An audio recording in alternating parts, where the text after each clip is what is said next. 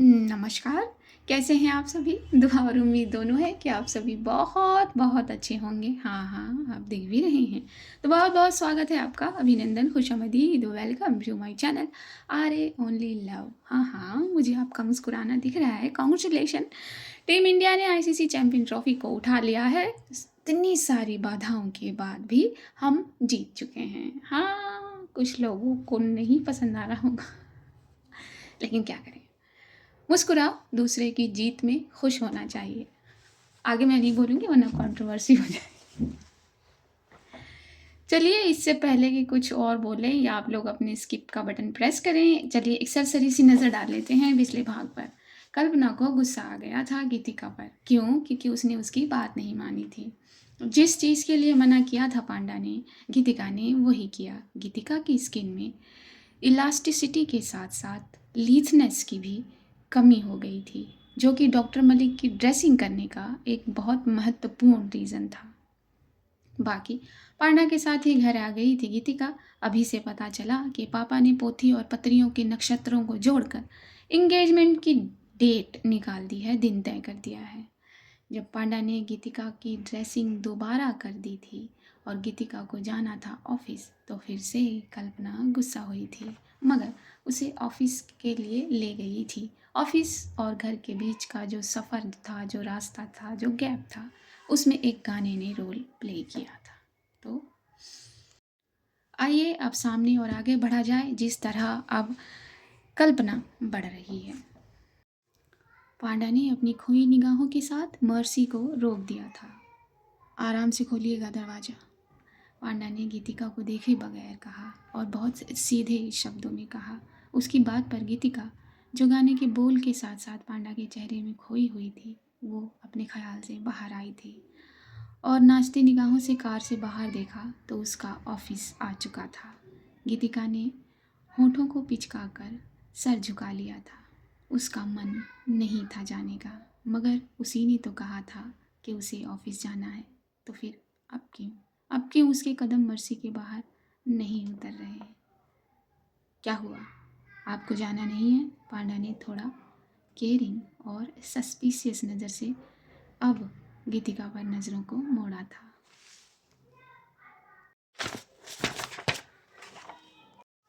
और उसकी बात पर गीतिका ने अपने होठों को तिरछा कर दिया था। हमेशा नींद चढ़ा रहता है जुबान पर। ये कहते हुए गीतिका मर्सी से बाहर निकल आई थी। पीपल की चुड़ैल है ये, पीपल की चुड़ैल, पांडा ने धीरे से कहा और तभी गीतिका पीछे मुड़ी, वो भी हाथी के कान लिए हुए। पांडा को लगा कि गीतिका ने उसकी इस लाइन को सुन लिया था।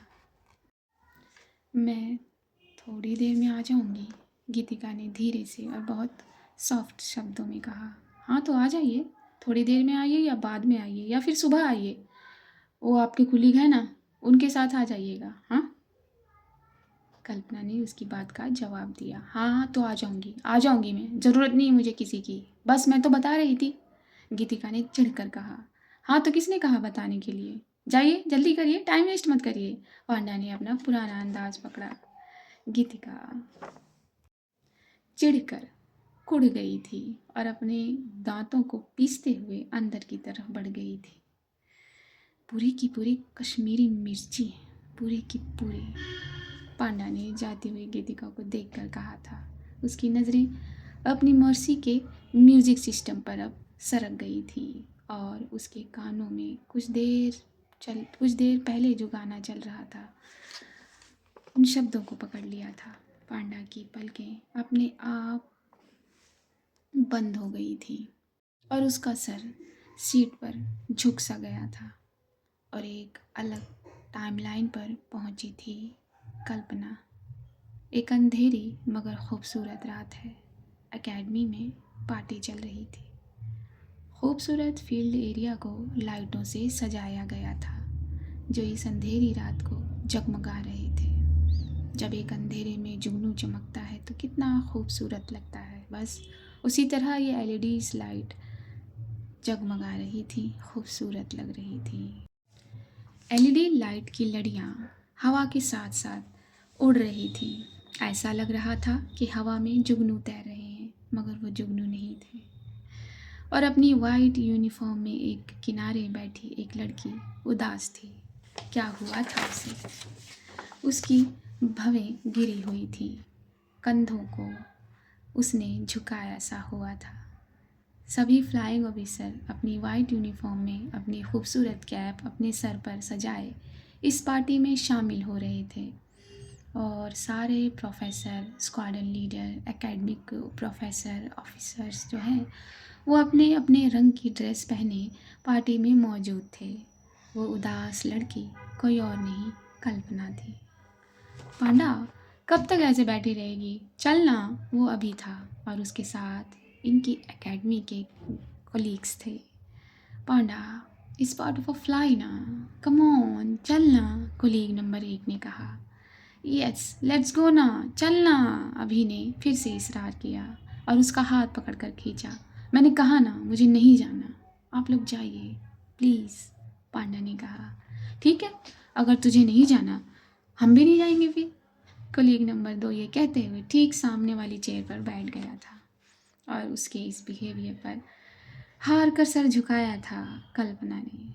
प्लीज़ आप लोग जाइए, प्लीज़ अभी, प्लीज़ लेकर जाना इन सबको, मैं आ जाऊंगी थोड़ी देर में, बस थोड़ा सा टाइम चाहिए प्लीज़, अपनी आंखों से पांडा ने आग्रह किया था और अभी उसकी आंखों को समझ गया था। ओके ठीक है, दैट्स इट, 30 मिनट्स में हम फिर आएंगे। और ये तीनों अपनी खूबसूरत कैप सर पर सजाए लोगों के ग्रुप की तरफ बढ़ने लगे थे। अभिनव, एक सुर्ख आवाज़ ने जाते हुए अभी को पुकारा था और वो पीछे मुड़ा था। Doctor Anam, good good evening doctor Anam. वो डॉक्टर अनम थी। इवनिंग। आपकी एक साथी पीछे छूट रही है, डॉक्टर अनम ने पांडा की तरफ देखकर कहा। वो वो थोड़ा अपसेट है तो इसलिए वो मना कर रही है नहीं जाने के लिए। अपसेट? लेकिन क्यों? डॉक्टर अनम ने फिर से पूछा। वो आज हमारा 3rd फ्लाइंग टेस्ट था ना, वो भी MiG-21 पर, तो पांडा का जो लैंडिंग पॉइंट था ना वो 0.23 सेंटीमीटर से मिस हो गया, इसलिए वो आज इतनी अपसेट है, अभी ने बताया। क्या? MiG-21 पर? डॉक्टर अनम ने एक मखमली हंसी लेकर पूछा। हाँ डॉक्टर अनम, और मुझे देखो, मेरी तो 1.72 सेंटीमीटर से मिस हो गई लैंडिंग पॉइंट, मैं तो अपसेट नहीं हूँ, बट पांडा क्यों है? सही कहा आपने, आप समझदार हैं ना, इसलिए। Thank thank you doctor Anam, ये अभी कुछ अलग ही था। हाँ, ये शर्मा गया था डॉक्टर अनम की तारीफ करने पर। अभी अपना शर्माना पूरा करे इससे पहले ही इसके टीममेट्स आकर इसका हाथ पकड़कर इसे खींच ले जाते हैं। हंसते हुए अभी उनके साथ खींचता चला जाता है और डॉक्टर अनम से दूर होता चला जाता है।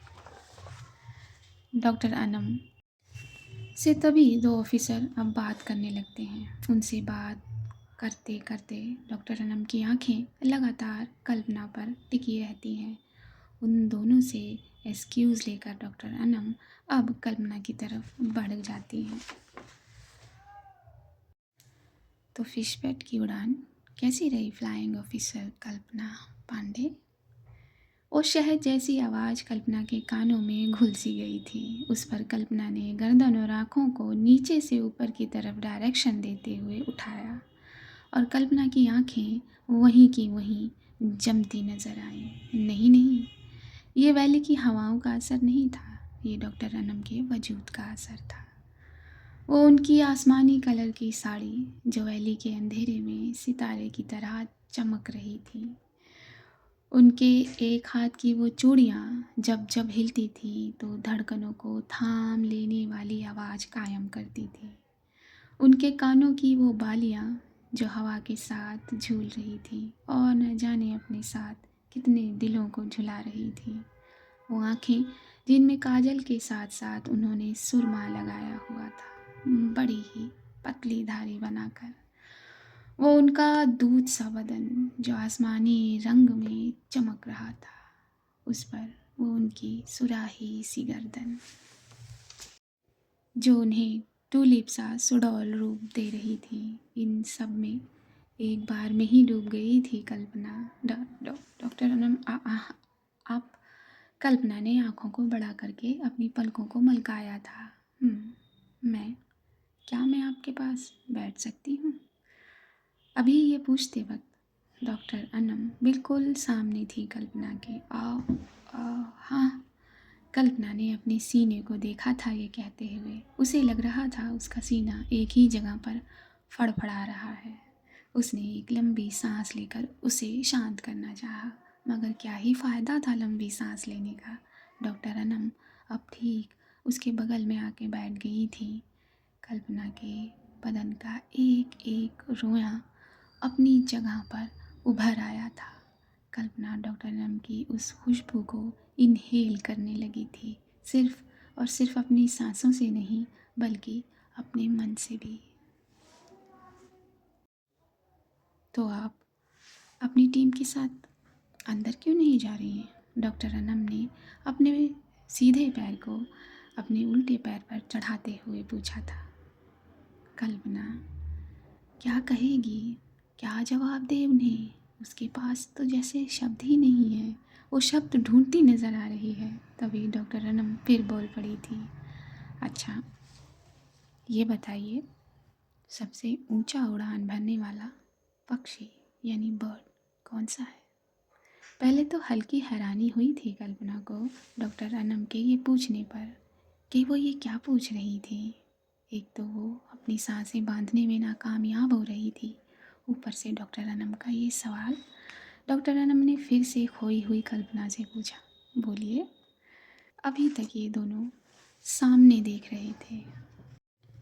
ग्रिफन वल्चर, कल्पना ने धीरे से जवाब दिया। राइट। और आप जानती हैं कि ये अपनी विंग्स कितनी दूर तक फैला सकते हैं? 118 to 119 इंचेस। राइट, बिल्कुल राइट। तो क्या ये इंचेस उसकी पहली या फिर दूसरी उड़ान में हासिल हो जाते हैं? डॉक्टर अनम की इस बात पर कल्पना को ना जाने क्या महसूस हुआ। उसने अपने रुख को डॉक्टर अनम के सामने कर दिया और अब वो उनकी आंखों में देखने लगी थी। ग्रिफन अपनी सबसे ऊंची उड़ान लेने से पहले कई बार ज़मीन की तरफ गिरता है, मगर ज़मीन से टच होने से पहले वो अपनी दूसरी उड़ान के लिए पंखों में हवा और हौसला दोनों भर लेता है।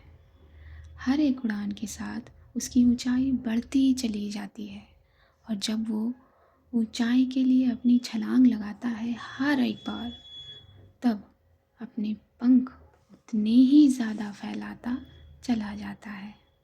अगर वो अपनी दूसरी उड़ान पर ही ये सोच ले कि अब तो वो पंख फैला ही नहीं पाएगा, तो क्या वो 180 और 119 इंचेस ले पाएगा? नहीं ना। मानिए उसकी चौथी उड़ान तीसरी उड़ान से सिर्फ 2 इंच बड़ी थी, लेकिन उसकी चौथी उड़ान तीसरी उड़ान से कितनी बड़ी होगी ये वो खुद तय करता है, और वो आगे जाता है। सिर्फ वो इंचिस के मुकाबले नहीं रहता। अपनी 5वीं उड़ान को वो 2 इंच से खींचकर 8 इंच बना लेता है, क्योंकि उसे अपनी काबिलियत पर यकीन होता है। तभी वो सबसे ऊंचा उड़ने वाला पक्षी बनता है, बर्ड बनता है। और ये फ्लाइंग ऑफिसर बहुत ऊंचा उड़ेगी। फिर ये 0.23 सेंटीमीटर क्या है उसके लिए? हाँ। कल्पना ने डॉक्टर अनम की बात पर सिर्फ अपनी गर्दन को हाँ में हिलाया, और डॉक्टर अनम मुस्कुरा दी, और ये दोनों एक दूसरे की आंखों में खो से गए थे। एक खूबसूरत सा आई कांटेक्ट शेयर करने लगे थे। डॉक्टर अनम के वो 2 हाथ जो एक दूसरे से बंधे हुए थे, उनमें से एक ने ज़रा सा हिलना चाहा, और वो कल्पना के खूबसूरत गाल को पकड़ना चाह रहे थे हिलकर। वहीं कल्पना का दिल भी अंगड़ाइयाँ ले रहा था। डॉक्टर अनम की चिन पर बैठा वो पहरेदार जैसे सारा ध्यान कल्पना का ले जाना चाह रहा था। खिड़की पर इतने दिन से एब्सेंट रहने का क्या यही रीज़न था? डॉक्टर अनम ने आई कांटेक्ट को छेड़े बगैर पूछा था। आ आ आ क्या वो मैं एक लंबी सांस लेते हुए कल्पना ने अब आई कांटेक्ट को तोड़ दिया था और वो इधर उधर गर्दन घुमाने लगी थी, एक बत्तख की तरह। डॉक्टर अनम की बात पर कल्पना का यूं बत्तख की तरह गर्दन घुमाना डॉक्टर अनम को बड़ा भा रहा था। क्या हुआ? चोरी पकड़ी गई? कल्पना अब और श्रिंक होती नजर आई थी और उसने अपनी पलकों को जान लगाकर बंद कर लिया था। डॉक्टर अनम अपनी जगह से उठ गई थी, प्यारी मुस्कान लिए, और उन्होंने सामने रखी कल्पना की कैप को हल्के से उठाया था। चलिए अब चुपचाप पार्टी ज्वाइन करिए। कल्पना की आंखें अभी भी बंद थीं। उसे जैसे ही अपने सर पर अपनी कैप का एहसास हुआ जो डॉक्टर अनम ने पहना दी थी, तब उसने आंखें खोली तो देखा डॉक्टर अनम की वो खूबसूरत कमर। उस पर कल्पना ने फिर से अपनी आंखों को ज़ोर से बंद कर लिया। डॉक्टर अनम ने राइट मोड़ लेते हुए फिर एक बार कल्पना को देखा था और वो उनके होंठ फिर प्यार से खिंच गए थे और वो आसमानी रंग का आंचल हवा से खेलता नजर आया था। डॉक्टर अनम के कहने पर अपने कंधों को तान कर अपना सीना उचकाए, उसके साथ साथ अपनी गर्दन को ऊपर किए कल्पना पार्टी में पहुंच गई थी। इस दौरान वो बार बार डॉक्टर अनम को अपनी आंखों से तराश रही थी और जब डॉक्टर अनम उसे देखती तो वो अपने पूरे चेहरे के रुख को ही बदल देती और ये सिलसिला हर एक मोड़ पर जारी था। कभी कॉफ़ी पीते हुए तो कभी रोगन जोश खाते हुए ये नज़रों का खेल बाखूबी चल रहा था। जब कल्पना सीधे तौर पर डॉक्टर अनम को नहीं देख पाती तो अपने पैरों को कभी पंजों के बल कर दिया करती थी, उचका दिया करती थी अपने आप को, कभी किसी के कंधों के ऊपर अपना चेहरा कर लिया करती थी, तो कभी अपने आप को 45 डिग्री पर मोड़ दिया करती थी, तो कभी बस आँखों को तिरछा किया करती थी, कभी अपने लेफ़्ट साइड झुका करती थी तो कभी अपने राइट साइड। उसे सिर्फ और सिर्फ डॉक्टर अनम को देखना था। तभी कल्पना के बैचमेट में से किसी एक ने उसे गिटार थमा दिया और कुलीग नंबर 1 ने उसे गाने की फरमाइश की। कल्पना ने मुस्कुराकर गिटार थामा और अपनी नज़रों को इधर उधर नचाने लगी। वो डॉक्टर अनम को ढूंढ रही थी। डॉक्टर अनम जब नज़र नहीं आई तो उसका चेहरा फिर से मुरझा गया। वो मायूस हो गई और उसकी गर्दन फिर से झुक गई।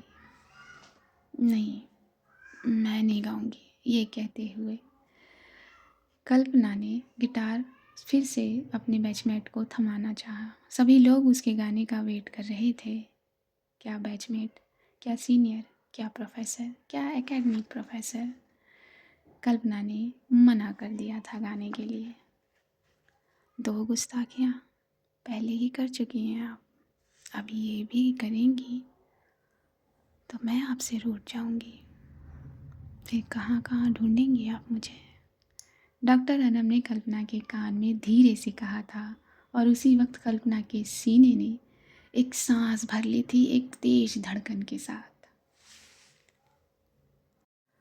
और कल्पना ने फट से सर को उठा लिया था। सर उठाकर जब उसने सामने देखा, अपनी आंखों को खोला तो डॉक्टर अनम के कदम आगे बढ़ रहे थे और उनका वो पल्लू ज़मीन से थोड़ा ऊपर हवा में लहराता हुआ उनके साथ साथ आगे जा रहा था और उनकी बैग कल्पना को पागल कर रही थी। कल्पना के साथ साथ और भी तो लोग थे, क्या पता उनके दिल की धड़कन भी डगमगा रही हो। तो क्या कल्पना गाना गाएगी? आप लोग बताइएगा। हाँ, आज के लिए इतना ही। अपनी राय देना ना भूलिएगा, अपने शब्द लिखना ना भूलिएगा, शब्द कमेंट करना बहुत ज़रूरी है।